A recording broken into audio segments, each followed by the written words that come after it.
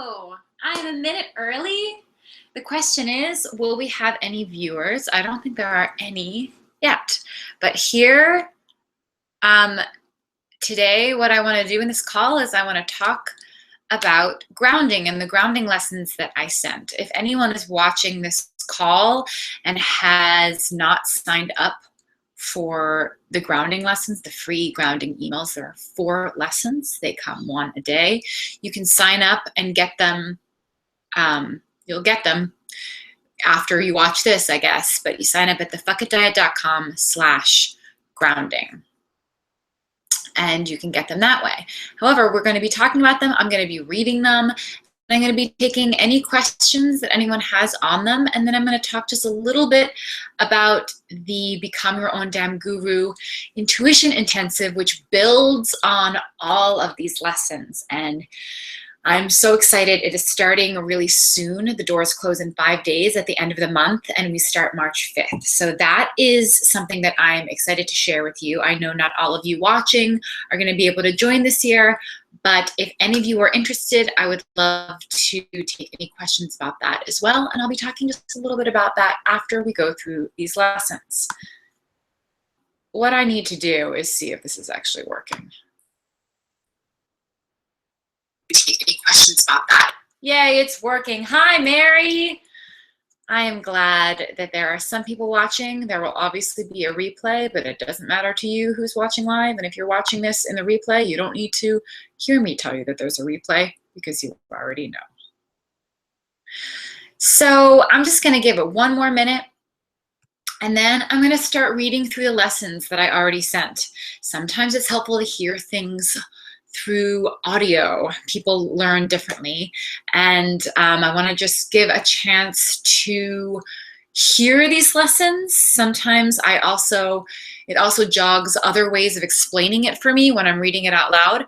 Often what you'll find, and Mary, who is in the Become Your Own Damn Guru program, knows that what I often do is I have a script that I've written for myself, and I go off script because I think I have this new amazing idea. And then I go back on script, and it turns out that that was the very next thing that I was supposed to say anyway. So I'm guessing that that's going to happen today. Okay. Great. I am going to start with the first lesson, and I'm reading. Oh darn, I actually lost what I was going to be doing. I don't care whether you save that or not. I exited too many things. Okay, changes will be lost. All right, I'm going to read exactly the lessons that you already got, and hopefully this will also help any light bulbs to go off for you. So my very first lesson is, what the fuck is grounding and why won't I shut up about it? I talk about grounding all of the time these days. And that is literally why I'm sending this. I sent this free 4 lessons, because I figured if I was going to be teasing about it all the time, I should just talk about it. Grounding is the act of bringing your energy or life force back into your body where it belongs, as opposed to living up in your head or living outside of your body, or kind of being in this tense place where you're not really physically embodying your entire body. You've probably heard people talk about how important it is to be present, and maybe you've had a similar response as me, which was, yeah, okay, be present. I heard you. I don't even know what that means. I mean, I know what it means, but how to apply that in a physical way. Grounding is actually asking something very similar of you, but the big difference is that it's actually speaking to the physical location of your energy, which is what I think makes it so much more effective and applicable and actionable. Where is your life force? Where is your energy? Where are you actually spending your energy? And this is something that we don't think about at all. So I'm asking you to start thinking about it, because it is a big game changer. Where is your awareness? Where is your tension? And then asking you, once you become aware of that, to bring it down into your body. I have found that this is not only significantly more doable and helpful than being told to be present, but it is also very symbolically and spiritually profound as we get more into the body image piece and the food piece, which is coming. So today, and in this very first lesson, I am teaching the big concept that hit me like it hit me when I learned it, like a ton of bricks, and genuinely changed the way I live my life. You have a life force, which is your energy, that is meant to inhabit your body. But we, as traumatized, stressed, and uncomfortable humans, usually live most of our lives with our energy not in our bodies, because being in our bodies is asking us to feel, which we don't want to do. Being in our bodies is uncomfortable, especially when we spend so much time out of our bodies. So if we're used to spending time out of our bodies, not feeling, actually coming back into your body is where all of the emotions and the feeling and the tension and the trauma and the discomfort lives. And we have to then process it. So it's something that we want to just keep avoiding, but it does not serve us to keep avoiding it. And actually getting into your body and processing and feeling those things will help them to pass, and then living in your body will be significantly more comfortable. My window's open because it's summer in Philadelphia today. The act of coming back in to your body is asking you to face and feel all the things we have subconsciously chosen by leaving our bodies. Being in our bodies is asking us to integrate with the most uncomfortable, messy, earthy, painful, and base parts of our existence. But it is also the full expression of our humanity, and it is also where we feel pleasure and pain and emotion and grief and happiness and intuition, which will be the fourth lesson, and we will get there. It is where you are the most alive and vibrant and powerful and connected. And almost all of us are resisting it. We're resisting being in our bodies, which is why we are walking around stressed and disconnected and easily triggered and miserable.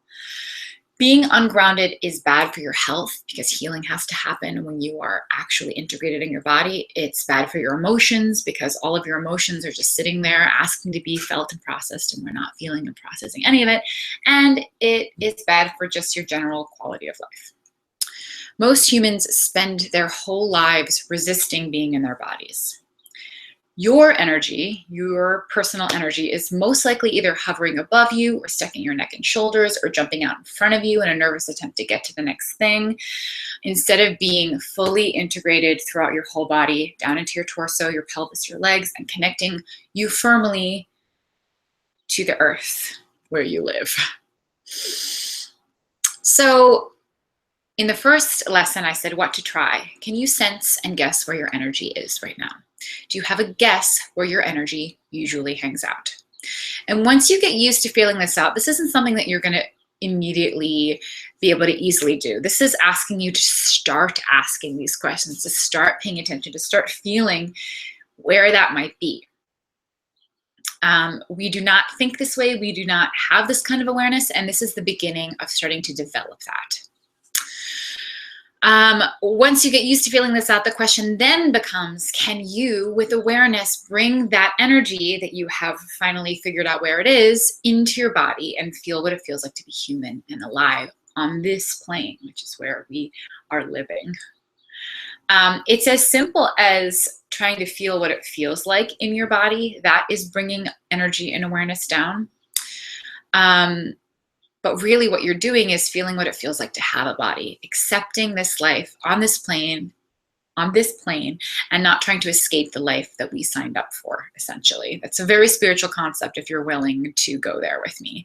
It can definitely be uncomfortable and difficult in the beginning, and most certainly will be, actually, but keep trying, and it has the ability to change your life.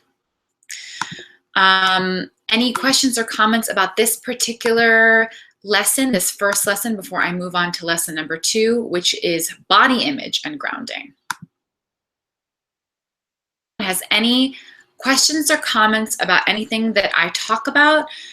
There is a chat box. If you're watching on YouTube, which I would assume that you are, there's a chat box to the right of the video, and you can write in there and ask me whatever you want.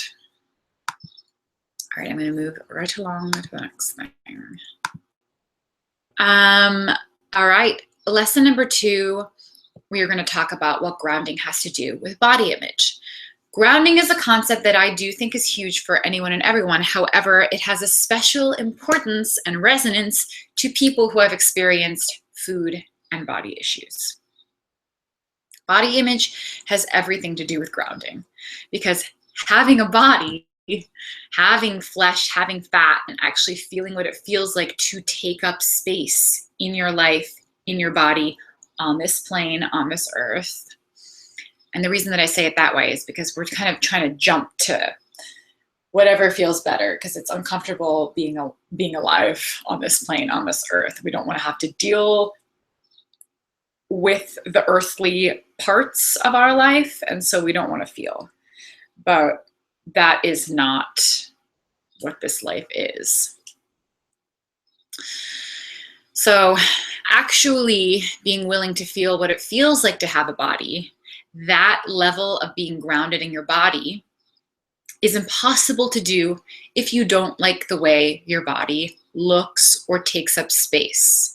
So when people really hate their body or their fat or parts of their body, it is really, really hard and uncomfortable to bring energy and awareness to that body, to really feel what it feels like in that area of the body, because there are all of these associations with it, and we've avoided that area for so long. We have this association with actually feeling it as being something wrong or something wrong with us. People who do not like their bodies do not want to feel what it feels like to inhabit them. The idea of wanting to disappear, to shrink, and to be more fey and fairy than human is actually a desire to not be grounded and not be human, to be more in the spirit world than that of the human world.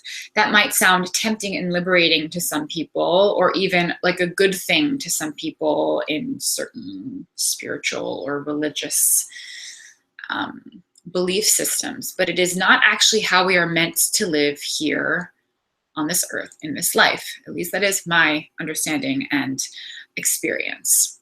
It doesn't allow us to actually feel and process our emotions either. There's this concept of ascension weight that I want to talk about that I think is really, really fascinating. That body fat is actually grounding.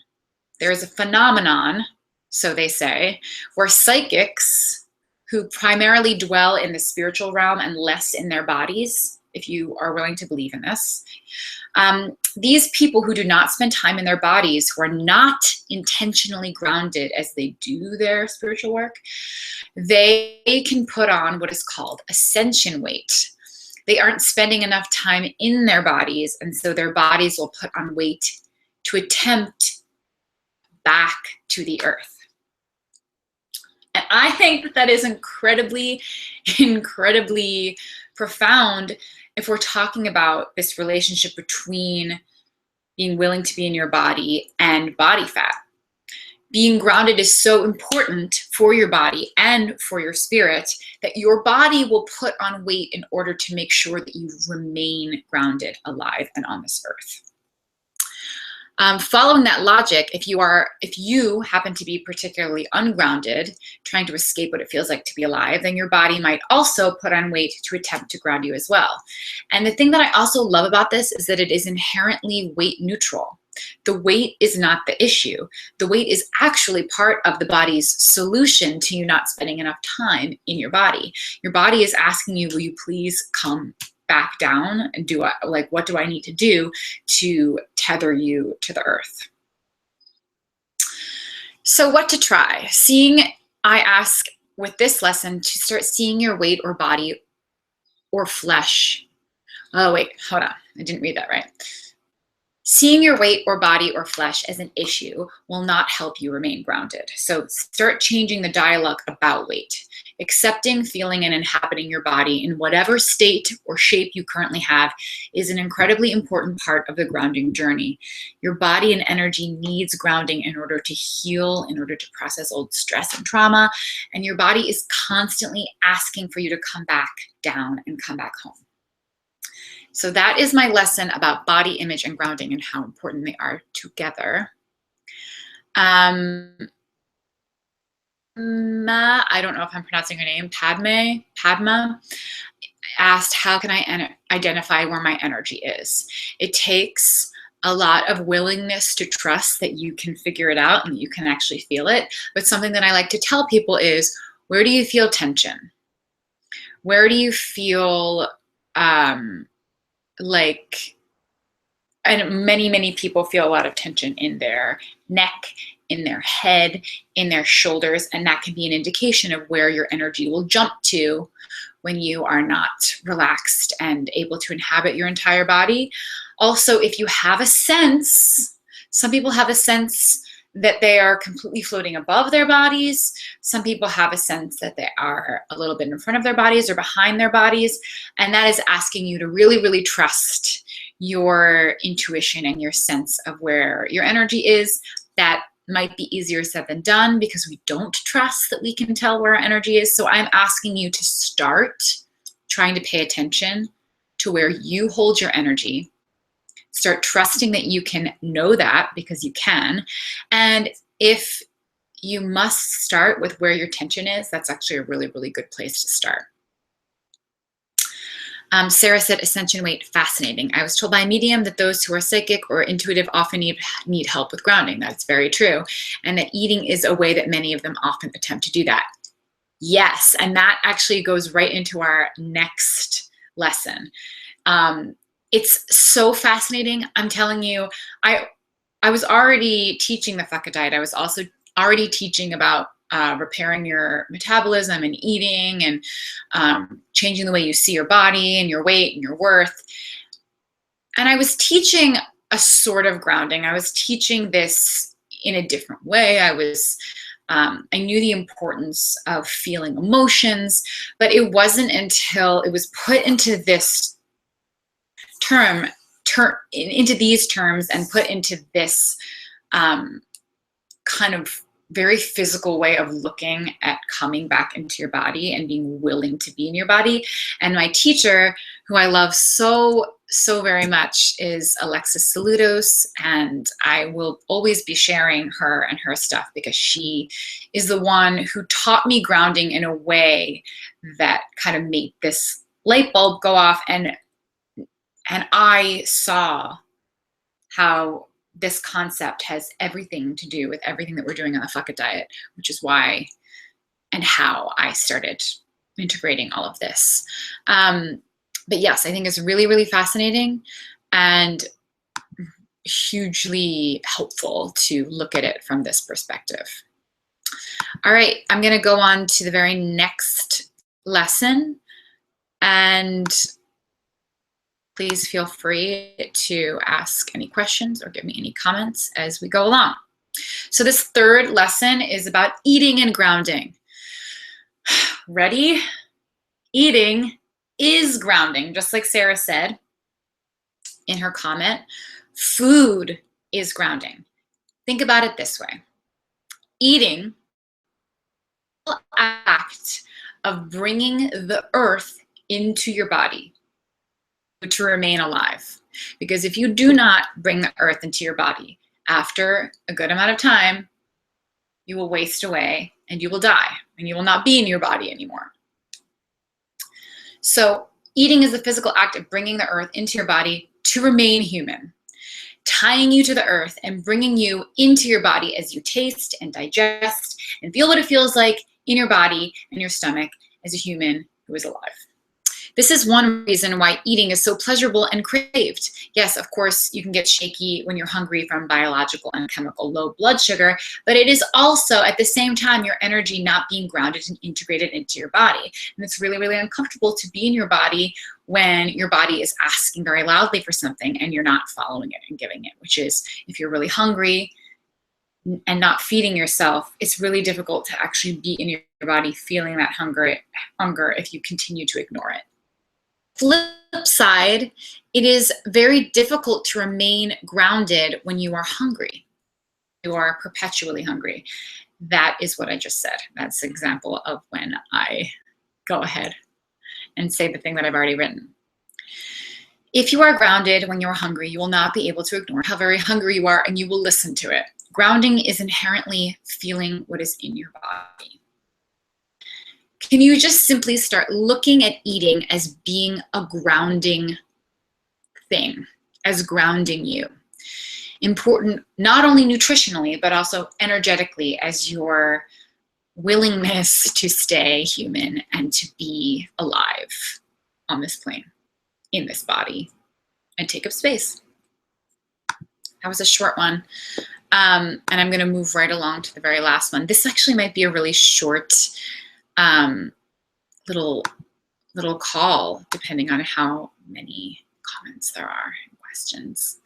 So this is the very last of these 4. And this lesson is that real and sustainable intuition requires grounding. So just like Sarah said, a medium told her that psychics and intuitive people often do not integrate the grounding piece, but the grounding piece will help them so much. And you can still do all your spiritual stuff while you're also grounded at the same time. So this intuition intensive that I am enrolling right now, that is enrolling through the end of the month, will expand and build upon this concept. That to feel and understand what your body is saying, you must become comfortable being grounded. To feel what's in your body and to be in your body. To be willing to feel what's in your body and to be in your body. In order to process any old emotions, you must be grounded in your body. There's no way to do it without coming back into your body to feel it. In order to feel the wisdom that your body and energy holds, you must be grounded in order to feel it and interpret it. So what to try? I say to start, you just must be willing to recognize when you're not grounded and not in your body. And in the very beginning, you won't know when that is, but I'm asking you to start thinking this way, start paying attention. What brings you into your body? And when do you feel like you're not in your body? That is what I invite you to start paying attention to. Am I in my body right now? And what does it feel like to either be in my body or to not be in my body? Where does my energy feel like it is? Again, tension and pain are really great places to start here. Just asking those questions and beginning to try and bring your energy and attention back into your body will start a shift. Just asking the question of, am I grounded now? Am I not grounded? Will start. When I do energy work with people, both in Fucketeer Academy and in the Intuition Intensive, and actually teach energy work and how to test and do it on yourself, what we're doing is when we're doing energy work to process old, stuck, stagnant energy and trauma and emotions and thoughts and beliefs, which are all jumbled up together. You are grounding into that stuck energy in order to process it and allow it to move. So when we're not in our bodies, all the stuff that we haven't felt becomes stagnant and easily triggered and really stressful. And the idea is to be in your body and to inhabit it enough that you have a good circulation going, that you're able to feel and process things in real time. And so energy work is inherently asking you to be grounded to process. And so much of what I teach in the intuition program is about becoming aware of where your energy is. So I know that it feels like an impossible thing to learn how to do, but it is actually just practice. And once you are able to feel where it is, to actually have some awareness about bringing it down. I talk about centering. I talk about feeling subtle pulls and repels. I'm going to be teaching muscle testing. I'm going to be teaching how to figure out how to do your own energy work. And I'm going to be teaching a lot about applying this to both food and to all the other things. So really feeling, once you're willing to be in your body, then you can feel what your body is saying and when your body is saying yes and no to different things, not only food, but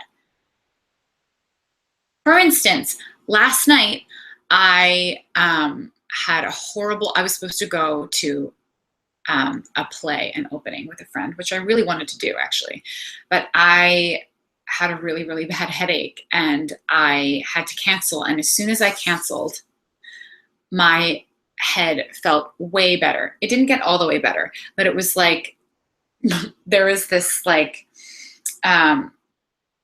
it was like a resistance and my body was telling me like, you really can't go. That is kind of an out there way to, one example of being able to listen to what your body is saying when your body is saying yes to something or when your body is saying no.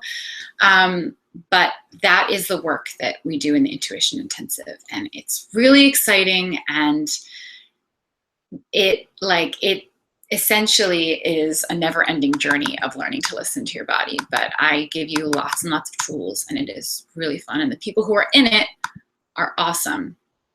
I want to answer any questions that anybody has about the grounding lessons that I've already sent. Does anybody have anything they want to say, anything that they've tried out, anything that they were wondering, anything that they've experienced since reading the lessons and trying to apply any of the tools?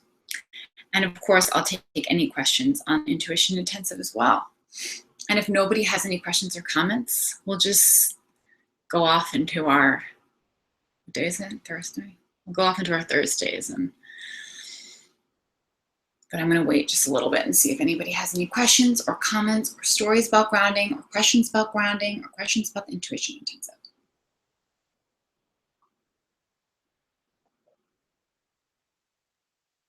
There's something that I was gonna say earlier too, that I forgot now.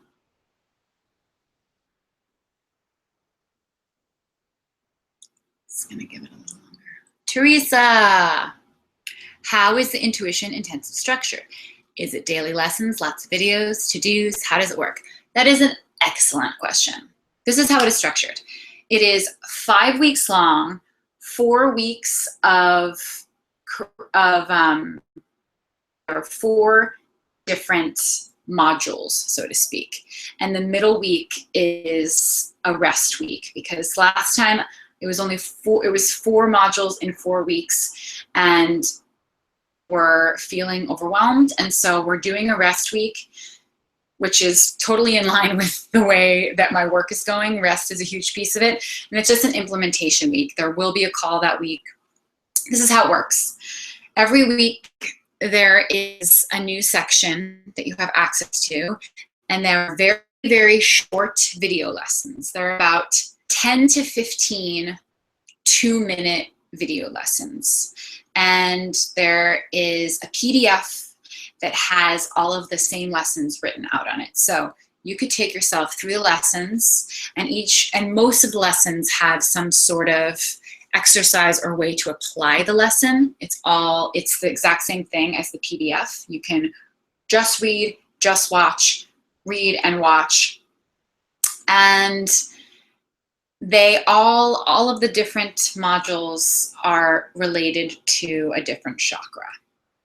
So it's meant to be extremely palatable and bite-sized and able to get through it.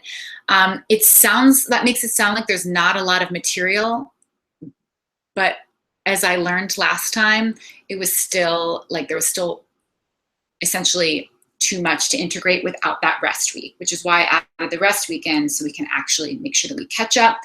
Then what I have are live calls. So there's one live call every week. And not only will I be able to answer questions about that or go over anything that anyone is confused about, but I'm also teaching material during those live calls. Of course, there'll be replays, but that's when I'm teaching the energy work piece. So I'm teaching these energy concepts like the grounding, and there will be a review of the grounding in the first week because that's all to do with the root chakra. But in the actual live calls, I'm going to be teaching the energy work that you are going to be learning to do on yourself. And so that is all. There is no required homework, but there are plenty of exercises to do. There are writing exercises to do. Everything is optional, but everything is helpful. It's sort of like what to pay attention to. Like at the end of the lessons in this, I said what to try, what to pay attention to, and then we talk about it in the private Facebook group for it. We talk about it in the live calls. If that was not clear on how it's structured, please let me know if you want any more details, but that is the way that it goes. So it's 5 weeks, about 4 weeks of content. The content is broken down into small, short video lessons with PDFs to go along with it, and a live call every single week to talk about the lessons and to learn specific energy work to do on yourself. Sarah said, I really like how you describe the way it's difficult or near impossible to be grounded if one is hungry. I've experienced a situation where I lost my appetite when lots of good things were happening in my life. It was recent and I was surprised how low my appetite was. I was also feeling so airy and ungrounded. Yes, this happens to me too. I totally know what you're talking about. I think the excitement contributed to my loss of appetite, to being less grounded. Which contributed to being less grounded. What do you recommend when the appetite is just gone, not from depression or sadness, but from good things happening? That is such a good question because this has definitely happened to me. It's this like excited, mildly manic way of living. What I recommend is doing like a simple lie down. Give yourself a small amount of time to bring yourself back into your body. It's the concept of meditation, but I don't formally meditate. I take 10 minutes and I lie down and I breathe and I get back in my body and then I get up and I go through my life. So essentially what's happening to you is your energy is probably up here being really, really excited, like out in front of you, excited about the next thing, up here, really, really excited, thinking about lots of stuff, kind of living in this airy place where like everything is great and amazing. And I identify that as this like slightly euphoric, manic energy that's fun, but it's not sustainable. It'll really deplete you quickly. You will potentially lose weight in that place, but it is not healthy. It's not good. It can deplete your stress hormones and everything. So I would just take that tiny, tiny, tiny break, that opportunity to just come back into your body. Lie down is a great way to do that. And don't worry about forcing an appetite back, but coming back into your body and just kind of settling down will help to actually heal that on an energetic level. Padma, I'm probably saying your name wrong. I'm so sorry. Padma, I'm going to say. Thank you for everything you've shared in this world, Caroline. You are an amazing human being. Thank you. That's so nice. And I know that your intuition will guide you kindly through this path of life. That is so kind. That is so kind.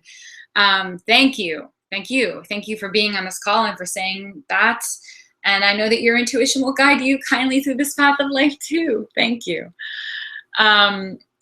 Scorpio Faye said, I'm very sensitive to this as well. Manicky, loss of appetite. Thanks for addressing this. Yeah, it's a really, really good question, Sarah. So I would just take that moment, 5-10 minutes. Just force yourself to come back down to your body. You don't need to, again, I really don't believe in forcing appetite either way, if you're really hungry or not hungry at all. I think it's more about coming back into your body and then letting your body kind of resume a healthier rhythm. I want to take any more questions anybody has. Teresa, was that helpful explanation of the intuition intensive? I have the curriculum as well on the site at thefuckitdiet.com/intuition. It has the 4 weeks and it has the lessons so the lessons, like the video lessons, it has a whole list of the topics of all of those video lessons and the correlating PDF lessons. And then in the live calls, the first week, we're going to go through some standard some other energy work, hand positions. We're going to talk about the chakras and where different energy lives to do energy work. The second week, we're going to do muscle testing and learn how to do muscle testing. The third week, we're going to apply muscle testing to lists of beliefs and thoughts that I'm going to give you. And the fourth week, so really those are the fourth and fifth week, but the rest week is doesn't have a number, but it's the third week. The last week, we're going to be talking about calling in healing. So the clearing, and then we're going to talk about bringing in healing energy.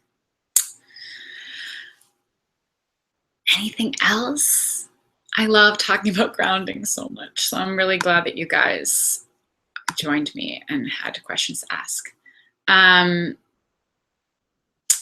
Teresa said, I'm guessing that energy work would be really helpful for someone like me who finds herself more externally focused on what other people think and would like to become more internally focused. And yes, the description was helpful. Okay, great, great, great. Yes, energy work and grounding. And the thing that I have come to understand about energy work is that it's like, say your body is a really messy room. Walking into the room would be uncomfortable. You'd be like, ugh, it smells and it's dusty and it looks terrible and there's nowhere to sit and my feet are getting dirty and I feel like there's dust falling down from the ceiling. And that can be, this is such a strange analogy, I hope that it translates, that can be similar to coming down into your body, grounding. You need to ground, but there's so much there that you haven't dealt with that's just been waiting for you that it's really uncomfortable. And you're like, do I have to stay? Like, I don't really, I don't really want to be here. And I don't know if you can hear that airplane. And the difference in this analogy is that by staying, naturally, you will be processing some of the stuff that's there. However, energy work is walking into the room and starting to clean. And starting to clean one corner. There's still stuff everywhere else that you're going to need to clean, but you're at least starting somewhere. And eventually, the more energy work you do and the more stuck things you process, the cleaner it becomes and the more joyful it becomes to actually spend time in. Does that make sense? Never used that metaphor before, but I like it. I think I want to start using it. That is the relationship between grounding and energy work. Grounding, you have to be in the room to clean it. You can't clean the room by standing outside. So you have to be grounded in order to clean the room. The only part of the analogy that doesn't work is that if you spend a lot of time grounded, you will naturally start to process some of it. But it's so much easier in small bite-sized chunks, which is what I found energy work to be really helpful with. Scorpio Face says that's a really good analogy. I know, I don't know where it came from, but I'm going to keep using it because I think it makes sense.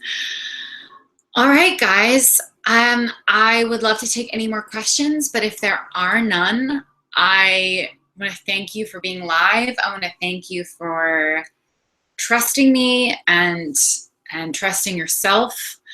And this whole thing can be really, really scary and overwhelming, but my goal and my desire is to make it as